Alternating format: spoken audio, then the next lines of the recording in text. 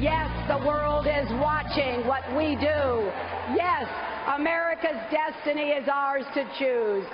So let's be stronger together, my fellow Americans.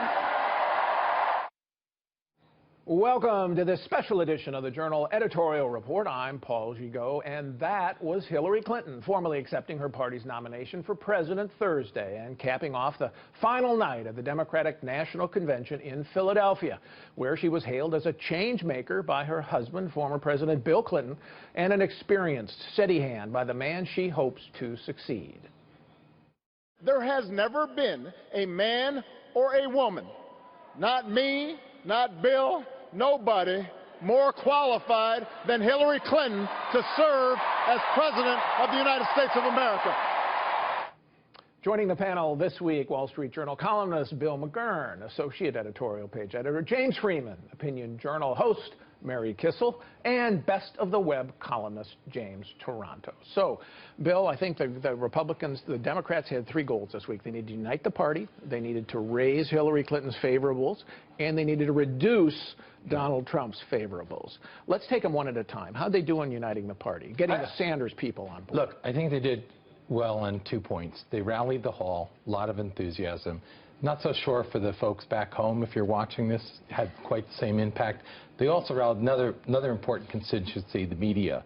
The gushing over Hillary Clinton and the sort of goosebump moment. But are the Sanders voters on board, do you think? We don't know. There was a lot of protest outside, but I think a lot of them will vote for Hillary in the end. I'll tell you, they couldn't have asked for much more than Bernie Sanders. I mean, he really delivered, Mary, for Clinton. Yes, he certainly did, and there wasn't a Ted Cruz moment there like there was in the Republican convention. I think, though, one of the harder tasks that they had was to humanize Hillary Clinton. I'm not so sure we can believe Bill when he gets up and tells those wrenching personal stories about how much he loves her, given his personal history. Chelsea Clinton clearly adores her mother, but isn't that great of a political communicator? So I think that was a tough task for the Democrats. Well, somebody being in public life, James, for 25 years, fairly fixed view of her in the American public. And I think that the negatives were high enough that the Democrats looked at that and said, we got to do something. They devoted all of Bill Clinton's speech to that task, when usually Bill Clinton is the contrast man, right? It's here's what we favor, and then a caricature of what they favor. He's very good at that. Yeah, he is. But the underlying problem, as you said, is people don't like her, they don't trust her. And in a sense, I think the convention kind of underlined that problem because it was sending out all kinds of different, often contradictory messages where one moment they were honoring Black Lives Matter, the next they were honoring police officers. Her speech obviously that's the tension within the gamut. But that's the tension with any political coalition, isn't it? I mean, don't you have to try to do something? You give them their moment. That you give Sanders, you give Warren, you give all those people their moments. You do it on Monday, by the way, so that you can get them out of the way. So that by Wednesday and Thursday, you can appeal to the middle. I think what it lacked is what her speech lacked, focus. Donald Trump has been criticized, but he sticks to what Americans are telling pollsters they care about right now. Number one, terrorism. Number two, the economy.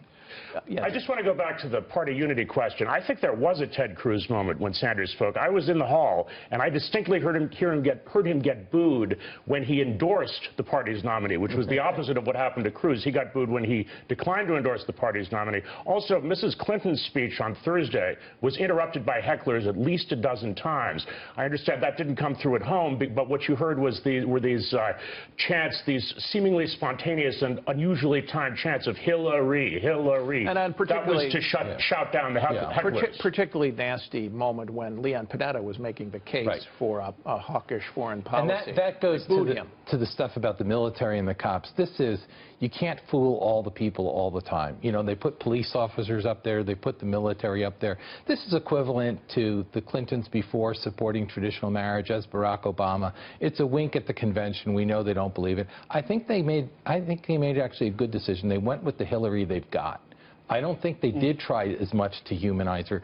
She's a policy wonk. That's what she presented herself at. And I think they realize the unlikables are kind of baked in. You know, this week there's a poll showing Donald Trump slightly ahead of her. He has 58% unfavorable. That's a huge improvement for this candidate. Just to add on the bio issue, I know they wanted to tell the whole story of Hillary Clinton. One thing that came clear, even with Morgan Freeman's beautiful narration, is that there are no tangible achievements, either from the 2 Senate terms or the term as Secretary of State.